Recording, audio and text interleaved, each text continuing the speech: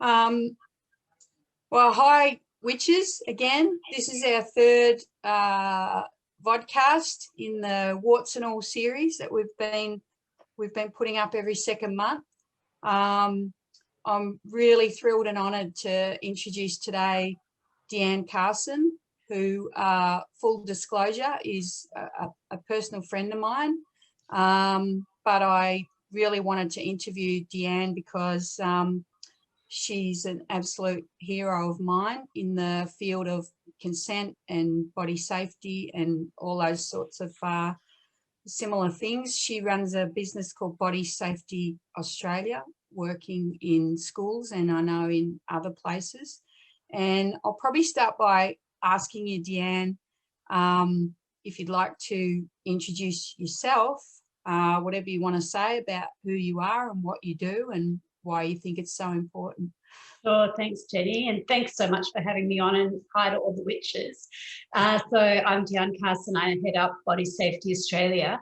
We are an organisation that works with children from early childhood education, so from 3 years old right through to year 12.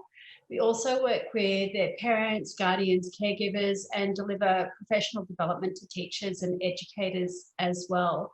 So we started Body Safety Australia because I was working in sex ed prior to that, delivering just standard curriculum sex ed, lots of puberty education. We were talking about how, maybe it's time to start wearing deodorant, maybe it's time, to start washing your own sheets because you're having wet dreams.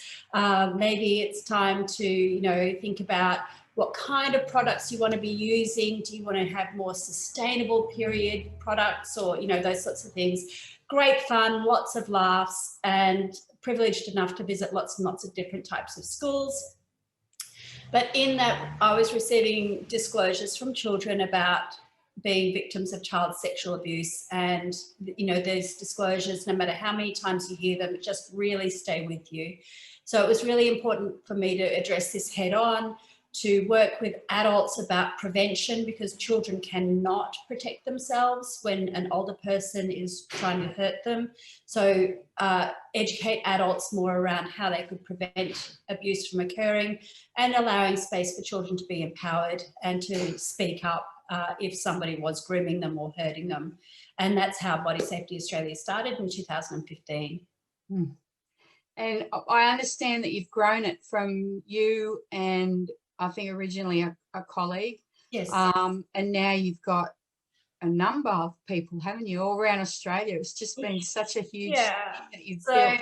It started, my co-founder, Whitney Yip, and myself started from our kitchen table. We just had a real belief that what we were doing was important. We did a year of research and development, went to the UK, spoke to a lot of academics, spoke to survivors, and really in that first year only ran a pilot program. That was it, because we were deep in the research and development. Since then, we now have an office here in Melbourne, and we have 10 educators in Victoria and Brisbane. We have, support staff in the office, and we travel all over Australia. Yeah, it's brilliant. And is it right that you work with predominantly, not counting teachers and educators, but if we're talking children, you're working with young children, but then you're working with teenagers as sort of a completely separate cohort? Is that the main two groups? So we work across our educators, are specialists in different areas. We have educators who are early childhood specialists who work with the 3 and 4 year old kindergarten groups, primary school specialists who work from foundational prep right through to year 6, and then secondary school specialists who work from year 7 to 12 and as I said, in a variety of different spaces. So we might be working in independent single sex schools, in state schools with VCAL students, right across the spectrum. And I know you find the work obviously fascinating and you're really passionate about it. Yeah. But I think you're also a company that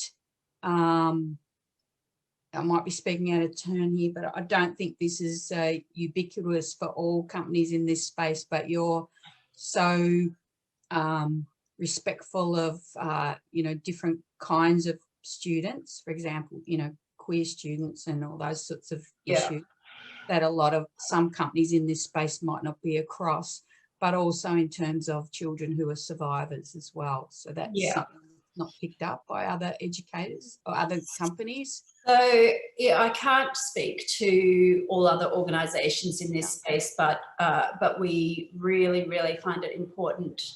Two things: A, that our work is trauma informed, so we know when we go into a space that we might have children and young people who are survivors, who are currently being victimised, and the first thing that we need to make sure is that we do no harm in that space.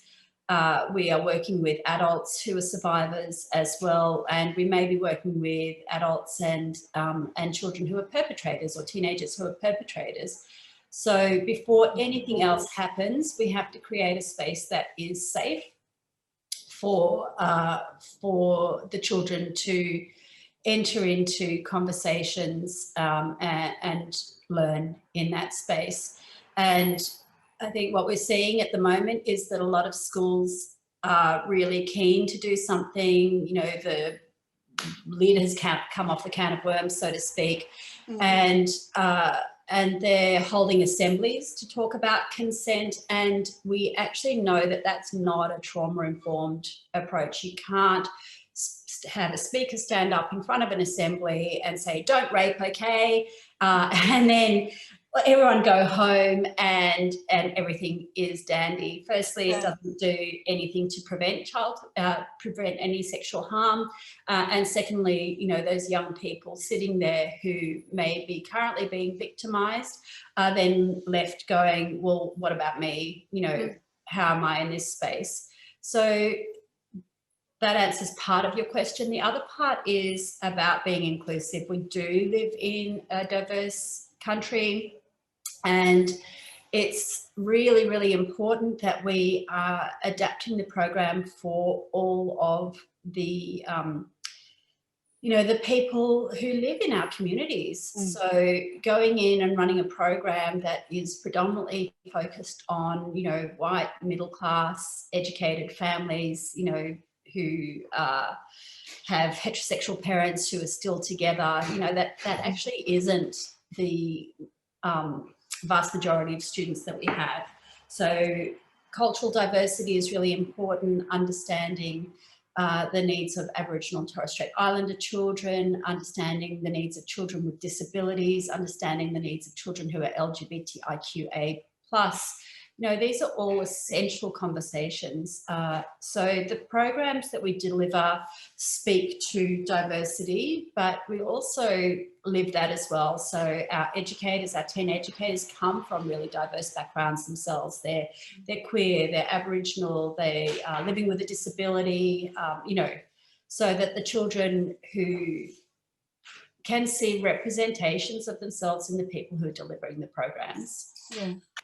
I think that's one of the reasons I love your organisation so much, and I've seen a fair bit of what's going on, is that that's one of the things MFWs tries to do, is look at this intersectionality and inclusion and stuff like that. I'm not saying we're perfect at it by any means, but even things like the recent March for Justice, which was run by a certain cohort of educated, privileged white women, and sure, there were speakers who weren't in those groups, but there were no survivors who spoke.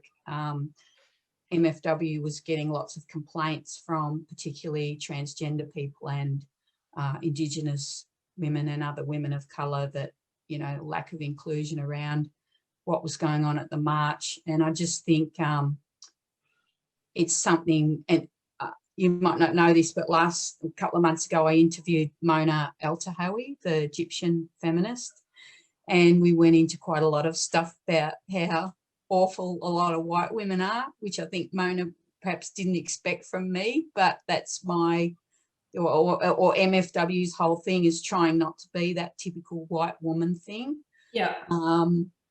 And So that's why I respect your work so much, because I think the level of understanding of those sort of issues is just still pretty low in Australia, and that must translate through to some of the organisations that are working in your space. Yeah. I'm not asking you to have a go. No, of course not. And let's be honest, at the end of the day, we are two white middle-aged women having a conversation. You know, but I am a queer woman. I am a single parent, so you know I can speak to those intersections. But you know, we're really, really careful to be as respectful as we possibly can. And of course, people make mistakes along the way, but we, you know, when we're working with perhaps a kindergarten that has been set up specifically for Aboriginal children, then only our Aboriginal educator will go there. You know, that's super important.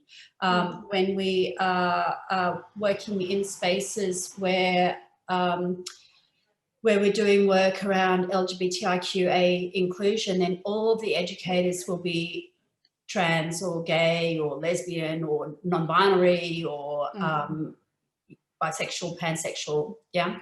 So in those spaces that we really make sure that we're actually leading the example that, you know, that we're asking children and education settings to step up to. Well, let's, when a couple of weeks ago we planned this interview and I sent you a list of questions, just, you know, just so we were sort of on the same page about what we were going to talk about. But that was before the milkshake videos broke. So the timing of doing this interview is great because it's just blown up, hasn't it? So hugely just in the last week or two in Australia.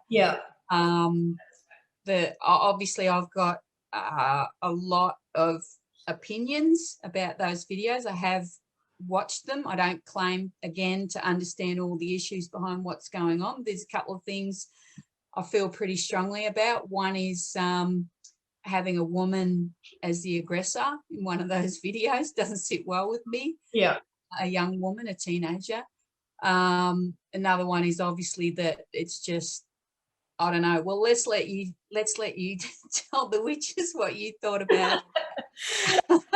So, you know, I saw the videos fairly early on and a number of people asked me to comment on them. They're appalling. They're not evidence-based, and there was no consultation, as far as I'm aware of, with any specialists in this area. A couple of people have said to me, oh, just because they didn't consult with you didn't mean that they consulted. My ego is not that big. That is the bar that I hold. I know the academics in this space. I know the academics who have spent many, many years doing research in this area.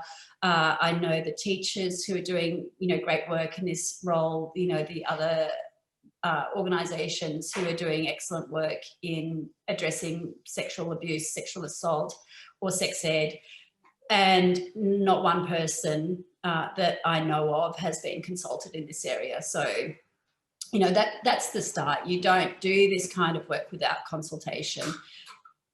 The second thing is that sorry, bit of distraction going on in my office.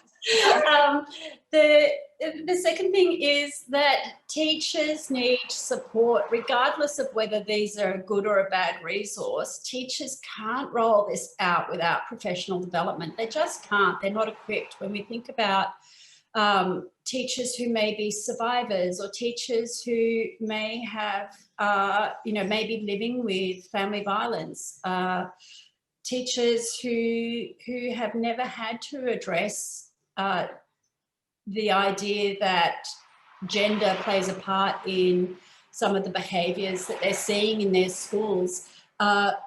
Teachers who once a student discloses don't know what to do in that space. And I'm not denigrating teachers here, because they do have excellent skills, and there are some teachers who are really well equipped to deliver this, and they have all done mandatory reporting training.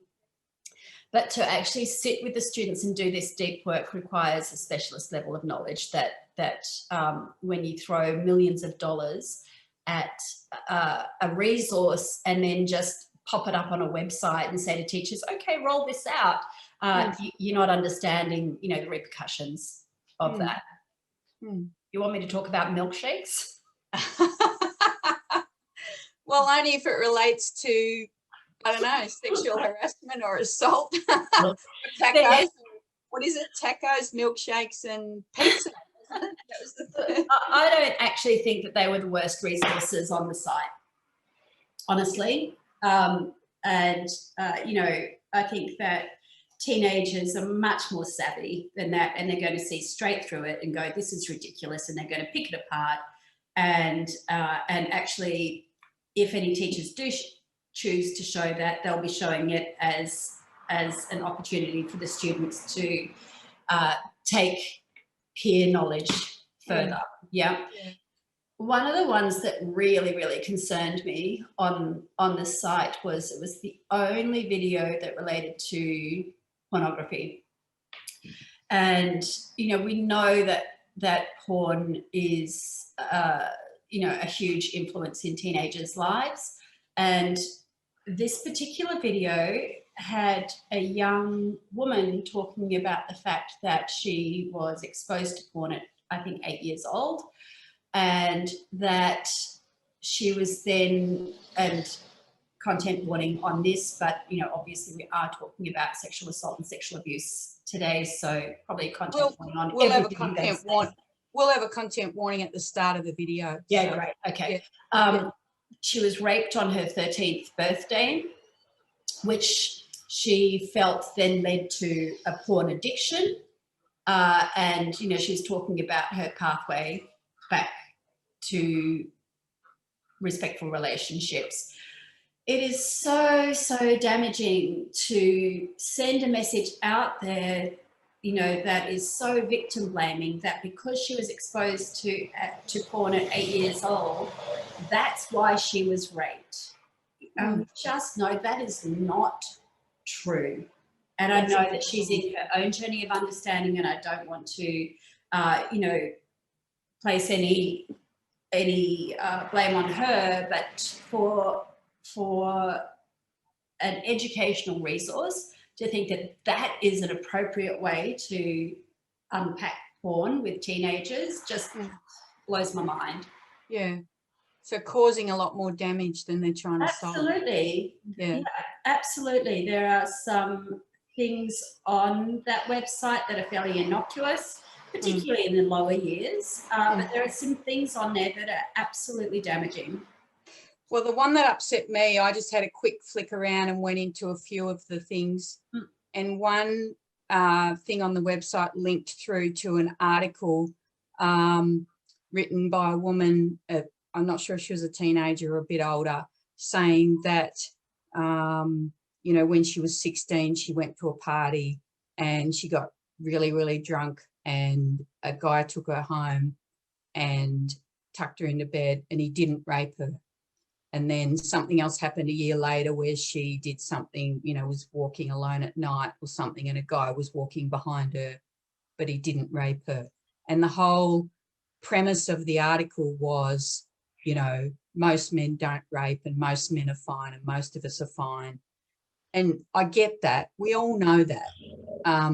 But as a survivor myself, the whole thing was just so, it was painful to read as a survivor, because it was so dismissive of, you know, it was sort of, what was it actually saying? Well, you know, assault is rare, and you know, most men are good. Like, it was a not all men thing, basically. But is the bar that low for our teenage boys? Yeah. Honestly, like, gold star to you for not raping someone tonight at a party. Yeah. My children are young adults now, and if I gave them a gold star for not raping their friends, you know, like, the idea is just ludicrous. Yeah.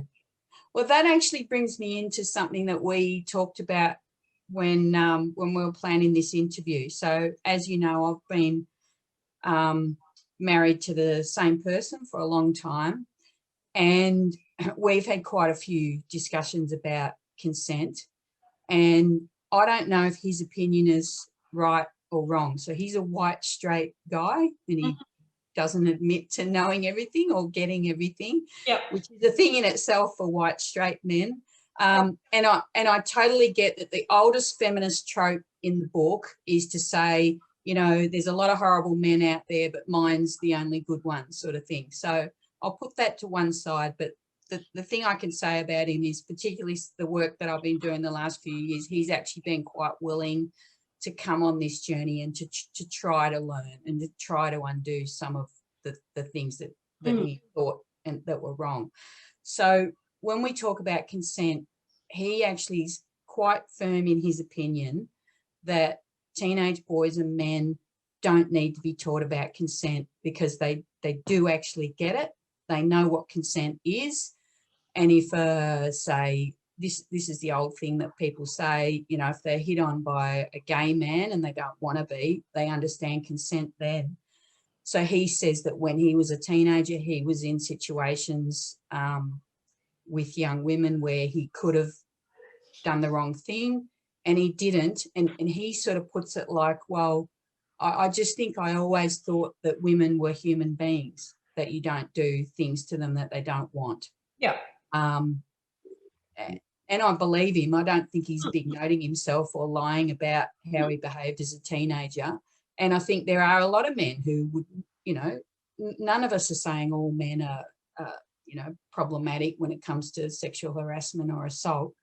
But I just, it sounds like you think he's incorrect. And I'd really like to look at why that is. He is. And I've met your husband, and he's a lovely guy, and I know many men who are good men who, you know, who I believe have never, you know, done anything harmful to a woman, but they understand that force is wrong. They would never have forced themselves upon someone, you know, and raped someone. Yeah. When we work with okay, so let's go back a second. What we know is that the biggest demographic of people enacting sexual harm are boys aged 15 to 19. Okay. Okay. We also know that the vast majority of those do not go on to become adult offenders. So that says to me that there are a few things going on for that cohort. One, they don't get it. And two, there's that whole prefrontal cortex, you know, developed, high risk taking, yada, yada, yada. But the biggest thing is that they don't get it. Okay. So when we do this work with teenagers, we talk about the consent continuum. And the consent continuum says that at one end there is consent, where two people enter into an agreement freely, enthusiastically, mutually. At the other end is force, where somebody physically overpowers another person to do something that they don't want to do. Yeah. So when we think about rape, and particularly when men think about rape, they only think about force. And they go, well, I would never do that. I would never be the guy in the bushes, you know, jumping out at someone. I would never see an unconscious person and think, oh, this is my opportunity. Yeah. There are spaces in between consent and force that are not consent. The first one is compliance. So compliance is where someone does something that they don't really want to do for a number of complex reasons. And when we think about teenagers, those complex reasons can be, and this is what I hear from teenage girls particularly, oh, I need to be the bigger person. I don't know how to say no. I'm worried that he'll break up with me. This is in heterosexual relationships.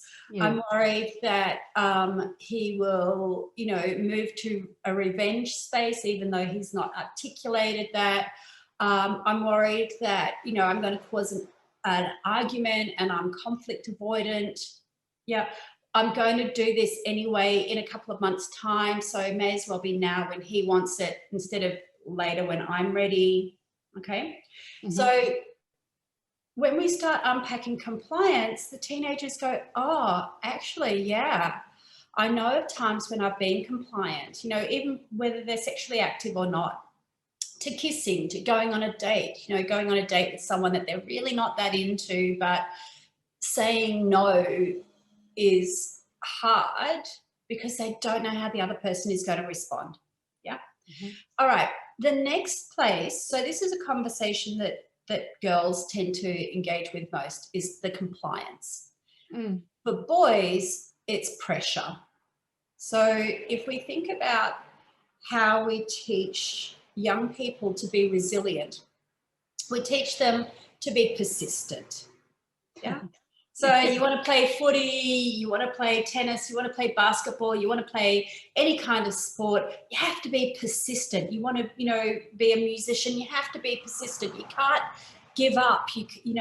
There's a hurdle and you have to pick yourself up and be persistent, and that leads to resilience and that leads to growth. These are true things. You know, you didn't get a great result in your test, that's fine. You have to be persistent. Pick yourself up, go back, study again, you know, don't just quit, right? We haven't unpacked for them the difference about being persistent when you're talking about inanimate things like sport or academics and people. Right. And that's all reinforced in all the movies that they see. Of course. I see that all the time in movies, you know, the woman like the whole way through the movie. No. Yeah. Yes. The end. Yeah. So this is the media that they've consumed, that persistence pays off. Yeah. And then, of course, this is what we're reinforcing in every other aspect of their lives. And then all of a sudden, they're really keen on a girl or a boy or somebody who's non-binary, but another person. They really want to have a romantic or a sexual relationship with that person. Yeah. And they're applying this idea of persistence to that. So if they don't get a clear no, they're going to try again. So, you know, send me nudes. Oh, I'm just busy at the moment. So here we've got the compliant person not saying a clear no. I'm just busy at the moment. I've got to help my mom. I've got homework. So the other person hears, well, I'll try again tomorrow. Yeah. Yep. And so what we see in that space is a lot of, particularly boys, but sometimes girls as well, having a realization of, oh, shit, actually, I have done things that haven't been truly consensual because I've practiced persistence. So I've actually pressured somebody into doing something that they didn't want to do. Yeah. And because of the general power imbalance in the way boys and girls in general, I know this is generalizations, but in general, boys and girls are raised to be good and nice and compliant, and boys are raised to be aggressive and get what they want. That's how this comes about. And we see this in queer relationships as well. This is not just a heterosexual thing, but obviously predominantly we're seeing it in heterosexual relationships. But it's in queer relationships as well. But absolutely, it plays out where girls tend to be more compliant because of the social constructs that they've been raised within, and boys tend to be more persistent, you know, based on the social constructs that they've been raised in. So then you have this space where, you know, sexual assault is happening, but nobody is classifying it, you know, the teenagers aren't classifying it as rape because it seems a bit murky to them. But when we unpack, you know, compliance and pressure, and then obviously coercion as well, which I can talk to, then, you know, the penny drops for them. And it works? It works? It works. It works. You see these teenage boys going, oh, shit. Yeah. Oh, shit. This is what's going on. And you see the teenage girls going, oh, shit, this is, you know, what's going on.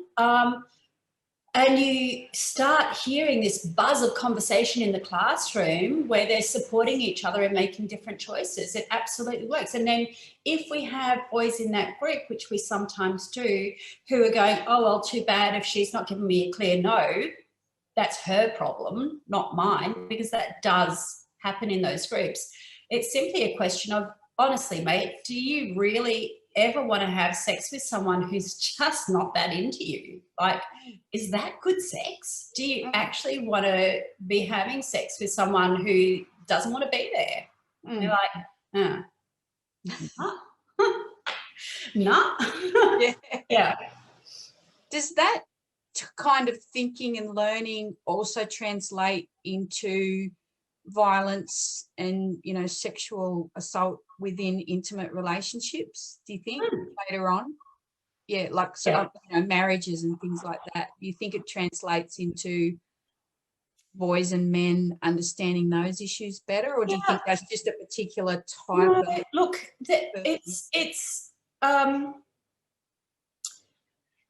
it's a snapshot in time. Being a teenager is a snapshot in time where they are learning all of these things. Yeah, they're entering into their first relationships. They're becoming more independent from their adults in their lives. They're learning, you know, as they go, you know, about sex, about drugs, about alcohol, about driving, about risk-taking, about all of those things.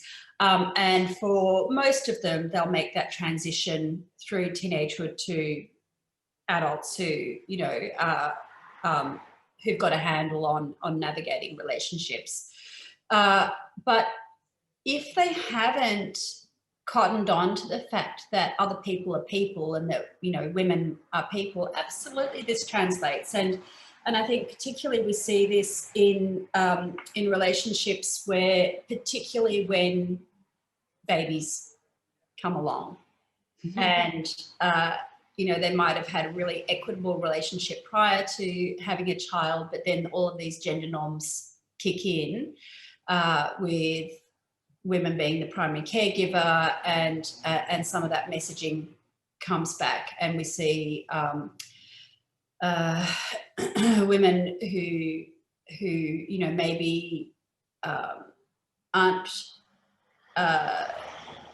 particularly what's the word I'm looking for? You know, assertive, and men who use that pressure to wear them down, and then just absolutely move their boundaries in life until, you know, we have women who look back, you know, 2-3 years later and go, how did I get here? How did I get here to a place where, you know, there's a lot of coercive control in my life, where I'm living with financial abuse, you know. Yeah. Yeah. I've got friends, and also I've seen heaps and heaps of comments and conversations with people on MFW of women who, looking back, they're like, they didn't even frame what happened to them as assault or rape at the time. And yeah, because it wasn't like just being pulled into the bushes or whatever. It was within a relationship or whatever. So yeah, I can really see how what you're saying is, and that's why I think you believe, and certainly me too, that this has got to be with boys and girls, doesn't it? It's not like... Absolutely. Yeah. This is something that all students have to have the discussion. And, you know, a skilled facilitator will create a space where we elevate the voices of students who might not often be heard in this space. So we spend a lot of time saying, this is how we set up a safe conversation, and you have a right to express your opinion, you have a right to explore different points of view. That is all fine, unless it's actually harmful to other people, right? So in this classroom, there will be no racism, there will be no homophobia, there will be no transphobia, there will be no misogyny. If you move into that space, there will be no ableism. If you move into that space and you persist in that space, you will be asked to leave. Okay, because actually, you know, for our teenagers and our teenage girls particularly, they need to see an adult standing up and going, this is a boundary.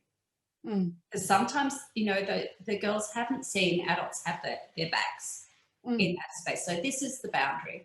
And then in that space, if the girls particularly have something to say, we create a space for them to say it.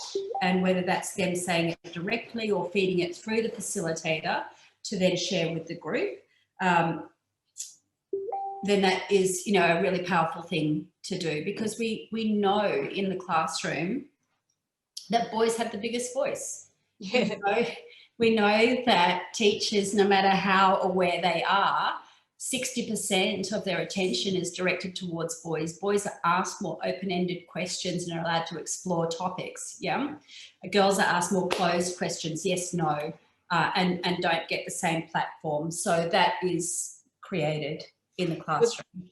Well, this is something I've written about, and as you know, for a long time I ran a business doing advanced driving in schools. So I was in lots of different schools all the time, lots of private boys' schools, private girls' schools, you know, private co-ed, also public co-ed. Yeah. And I have a pretty strong opinion, which I know is not shared by a lot of people, that one of the biggest problems in Australia and other countries is single-sex boys' schools, private boys' schools. I just don't agree with them. I feel like they're a breeding ground for misogyny, if you like, and then they follow through into politics and business, and they start making all the decisions. And I've actually seen that. I've lived it.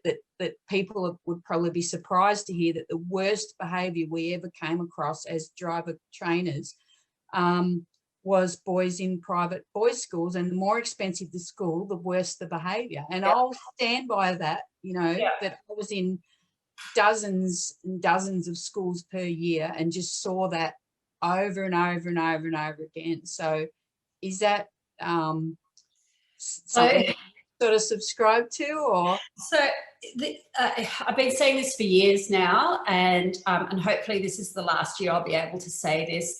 We only have one client that's an all boys school. Right. Okay. Yeah. And fingers crossed, this is the last year, because they're not doing the work. Yeah. Yeah. Or they're just running an assembly, or they think that they can do it themselves, or whatever. I don't know. Go and ask them. Yeah. But hopefully, like I said, this is the last year that I can say that, because we are now having more boys' schools contact us. So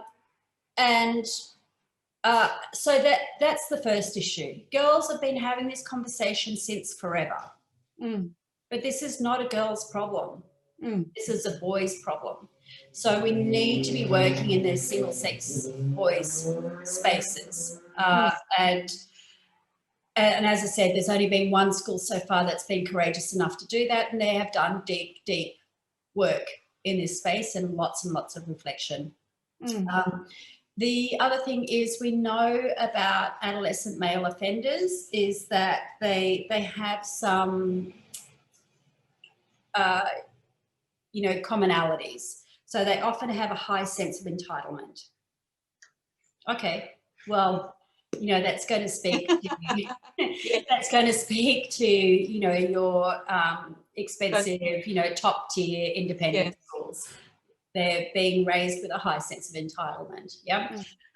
They have poor impulse control, so that doesn't speak to all of the boys, but it will speak to some of the boys. And often they've been raised either in an emotionally abusive household, or having experienced family violence within their household. Yeah.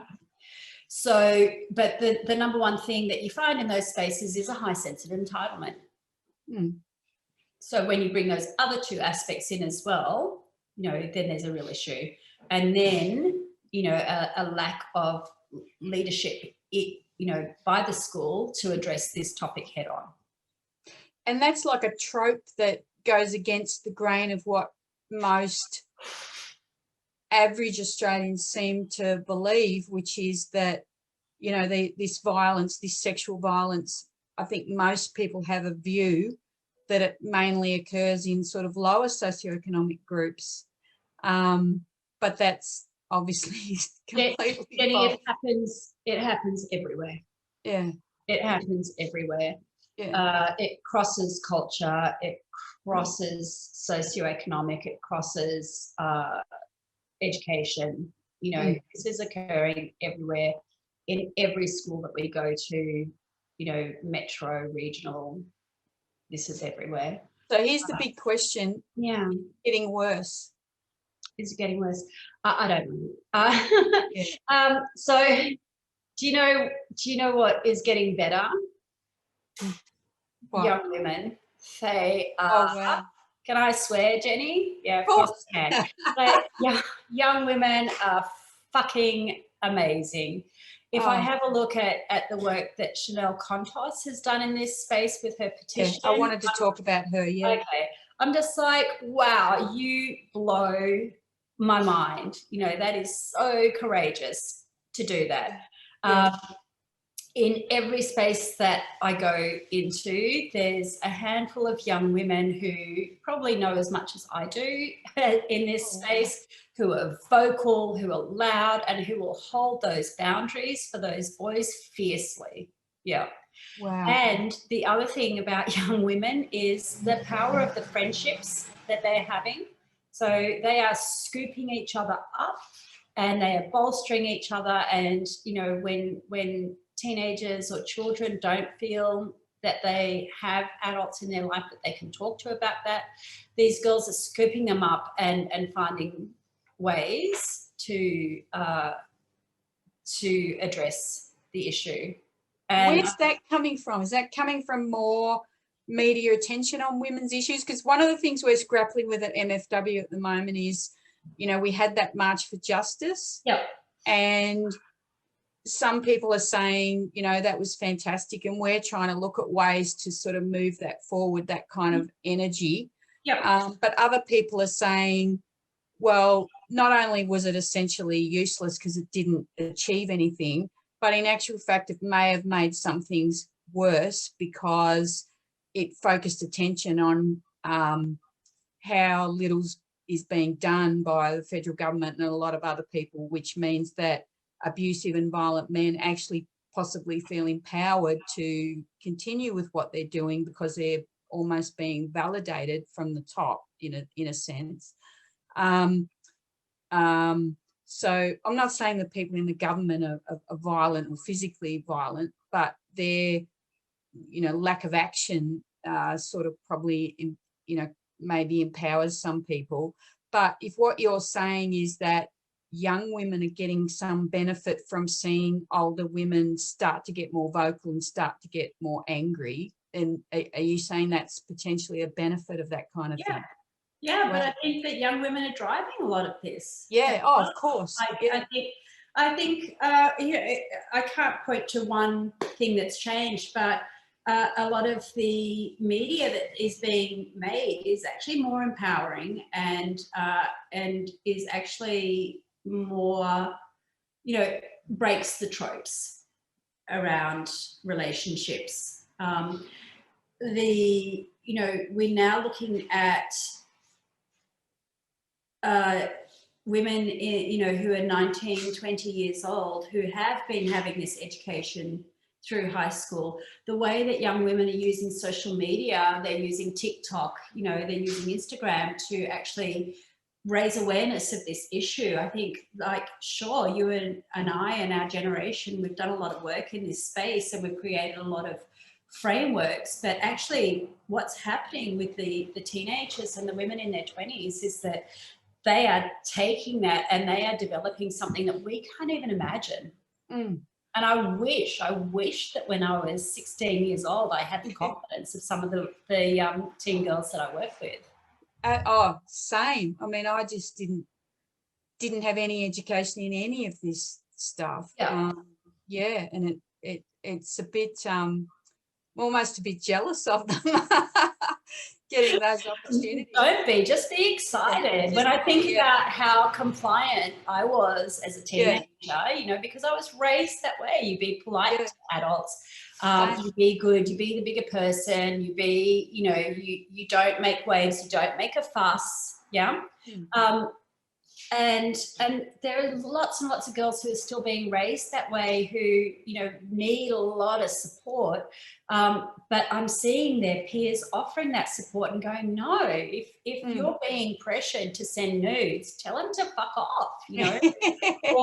or what I find even more delightful is the use of humour in young people to diffuse and deflect some of these situations. They are funny. Yeah.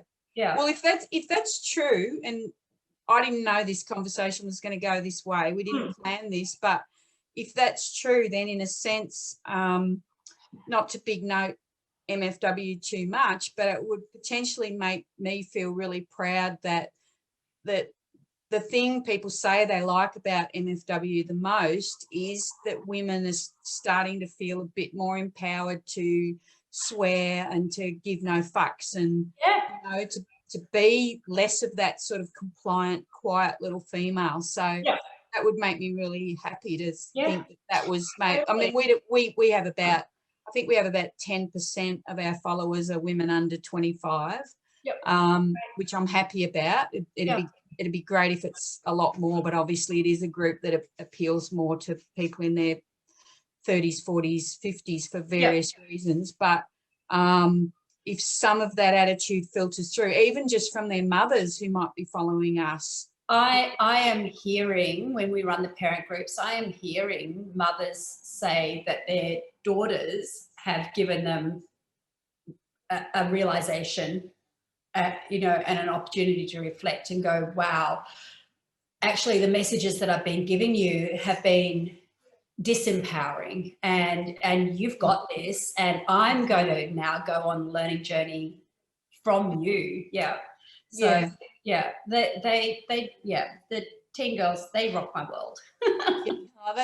Your whole face lights up when you talk about them. You're almost like you're emotional about it, which is just brilliant. I do. I think it's extraordinary, and let's go back to the milkshake for a second. Can you imagine if they had harnessed the power of those teenagers and gone in to work with year 11 and 12 students on making that? Firstly, it wouldn't have cost $3+ million. But secondly, like, what an extraordinary resource could have come out of that if they'd actually harnessed the knowledge of teenagers themselves with some guidance from professionals in this space. It would have been extraordinary. Such a lost opportunity. So give me the money. I'll go work with some high schools. Give it to you, and we'll get those teen voices out there, and they'll be diverse voices, and they'll be powerful. Yeah.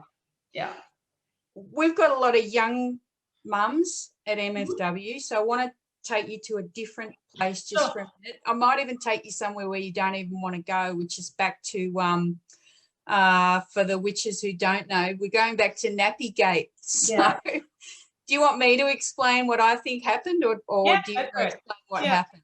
All right. So what I saw was that you were interviewed, and as part of that interview, you used an example to try to explain how to teach consent to babies and young children. And you said something along the lines of, we teach children that their body is their own and that they have the right when they want to be touched. And for example, if you were talking to a baby about changing its nappy, you might say something like, okay, we're going to change your nappy now, and sort of almost not getting the consent of the baby, but almost making them feel like that you were respectful of that it was their body that you were asking them. And you just got absolute hell from all over the world, from people saying that you were saying if the baby says no, you won't change their nappy, you'll leave them sitting in the nappy for a week, and how crazy, well, I shouldn't use that word, but how terrible are you for suggesting such a thing, and you just copped it from everywhere. Yeah, that was 2018. I just got an email in my inbox this morning from someone who said that their name was Adolf Hitler. They were from Germany. That said, and I have to read it to you verbatim because, you know, this is just an indication of where we're at the moment. So the email came in and said, kill yourself, you ugly, stupid cunt face. Okay. All right. So it's still going on even now. Still going on. Yeah.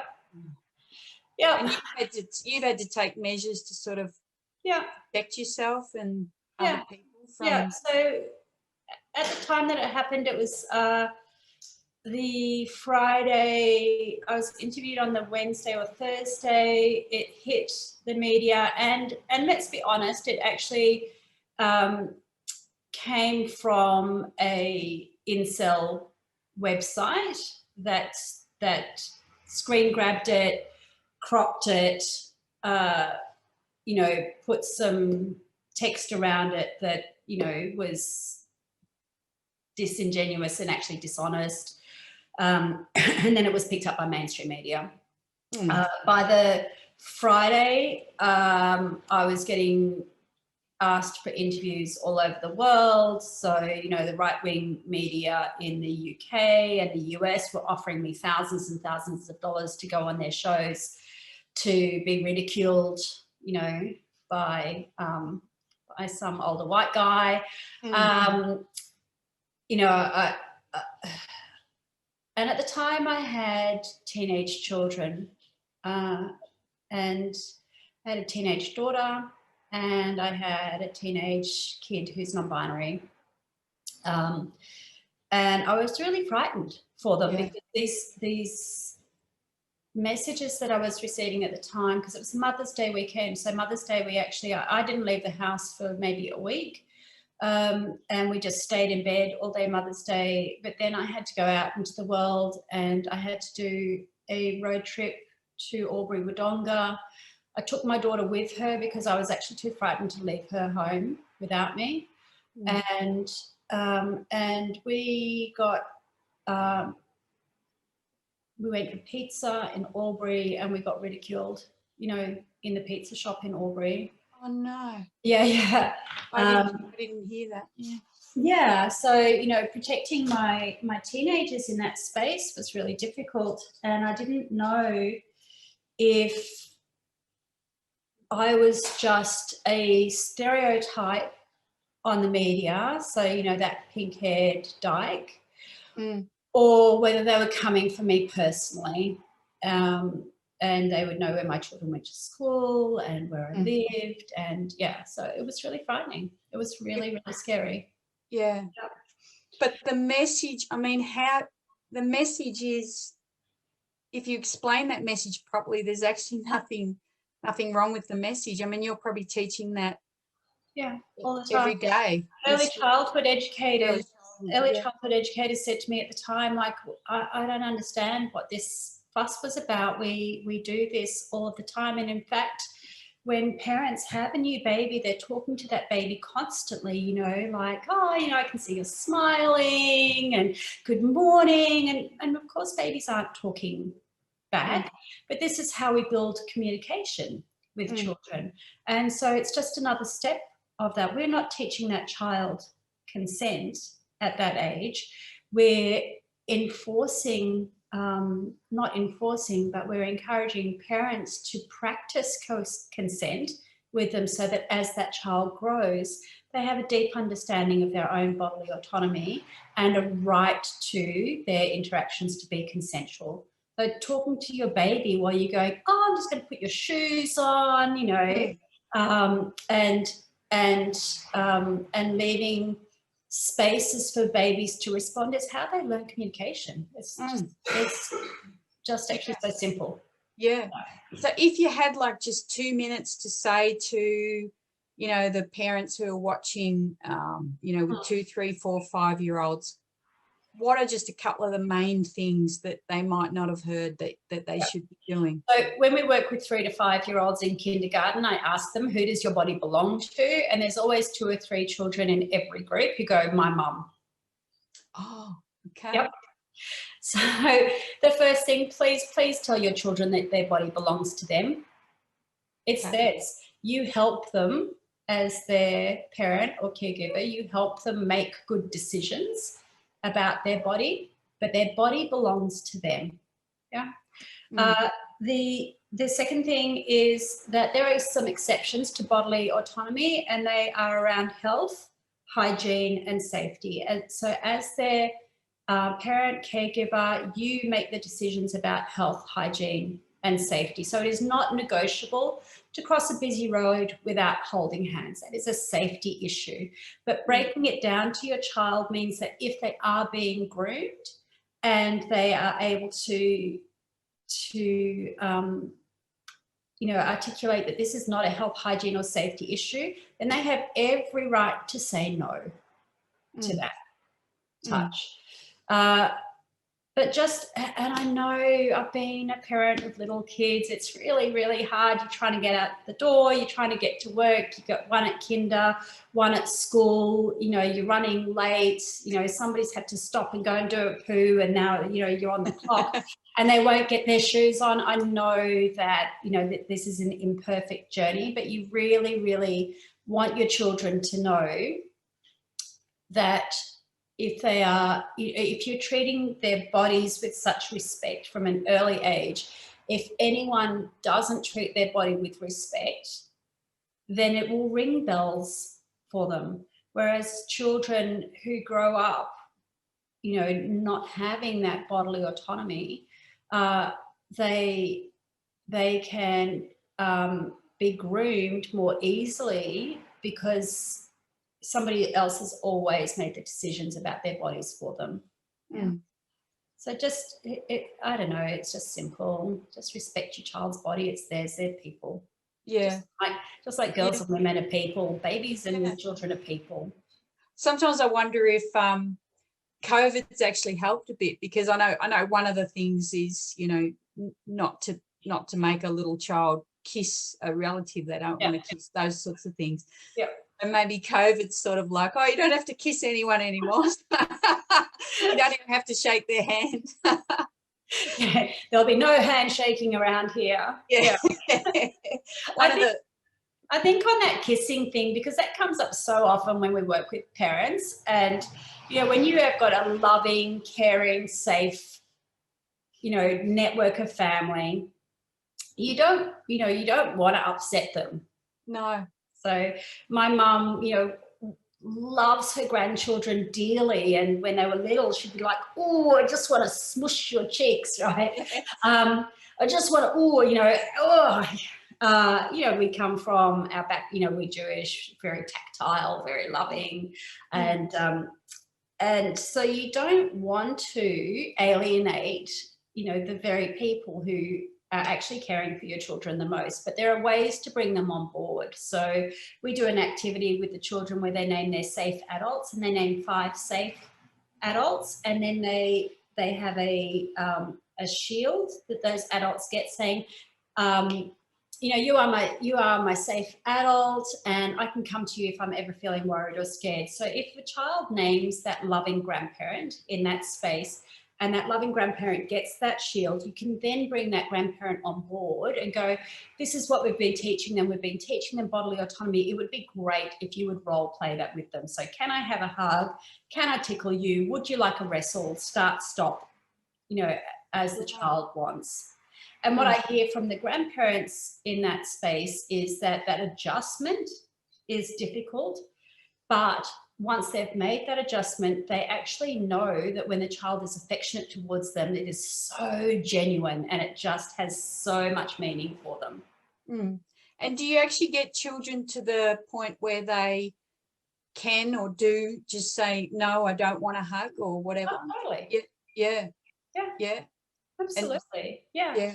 We've had children who we worked with in 4-year-old kindergarten or preschool for those in other states, who have gone to school the following year. So, 8 to 12 months after we've done the program, who have had another child at school try to corner them, kiss them, get in their space and who have immediately stepped in to stop, I don't like it, and gone and received help. And these are children who, parents have described them as being fairly compliant, and they really don't think that they would have done that if they hadn't done the program. Yeah, super powerful. Oh, wow, that's incredible. Yeah. Look, Deanne, this I know these conversations are so complex, and I know we've only just scratched the surface, such a tiny scratch on the surface, but I hope we've been able to interest, that was sort of my main objective, was to try to interest people in what you're doing, and just I know all the parents and the people watching this will agree that these are just such important topics and conversations, but in so many cases they also don't know where to go, or where to find support or help, or how to get their school involved. So if we can just encourage everyone who's watching this to look at your organisation, because I have looked at a fair bit of this different stuff, and some of it's brilliant, but like anything in this space, I mean, you only have to look at the milkshake thing to know how bad it can be if it's not done right. So, and I think the question that parents need to be asking if their school says that they are going to be doing something in their space is just check and see what that is, because if the school needs to do deep work, and I know that that's tricky because there are budgetary concerns and, state and federal, there isn't a lot of funding for that, but just make sure that it's deep work that's being done, not just, an assembly and recorded. Yeah. Well, what was that assembly? It was in the news yesterday again about a school got all the teenage boys. Did they get the teenage boys to say they were oppressors or something? I mean, that's what the media is saying. I don't know. I don't know the details of what happened, but what I'm assuming happened is that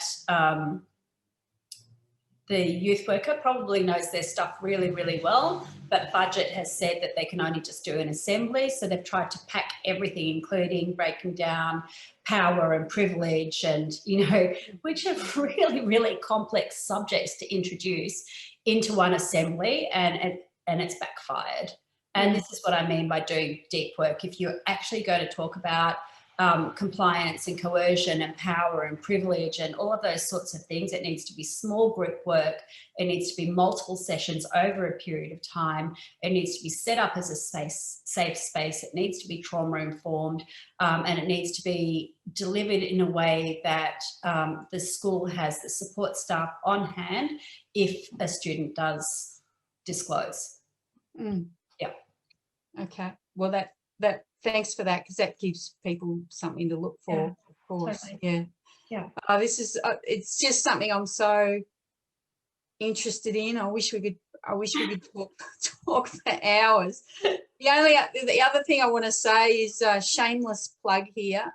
It takes 4 of us at MFW to set up these interviews, which we're doing one every 2 months at the moment, but we'd like to make it once a month. But it's just it takes 4 of us to do the recordings, then get it all up onto, edit it and get it all up onto Facebook and Twitter and all those sorts of things. So if you consider, a lot of witches pay us $5 a month, for example, or $10 a month, buy us a cup of coffee once a month to so we can keep interviewing people like Deanne and trying to bring this information to people, as well as all the other things we're trying to do. So yeah, ring Body Safety Australia, but support us as well, and support obviously a lot of diverse organisations if you can. Anything else you wanted to say that I didn't cover? No, so much, Jenny, but no, I think that yeah, and I really appreciate the work that you're doing, because I know that you do reach audiences that perhaps a lot of the white feminist movement doesn't reach. So, well, that's a compliment, because that's what we're trying. That's one of our things too, is that there's a lot of feminist power in Australia, which is concentrated in that sort of that sort of white educated space, and we are trying to buck against that trend a little bit as you are, and yeah, whatever we can all do to try to move all this forward is it's all sort of in some way trying to sort of fitting together, isn't it? Hopefully that's the plan. Yeah. Well, thanks so much for your time. Welcome. Brilliant. Yeah, appreciate it so much. And yeah, see you later. Thanks, Jenny. See ya. Bye.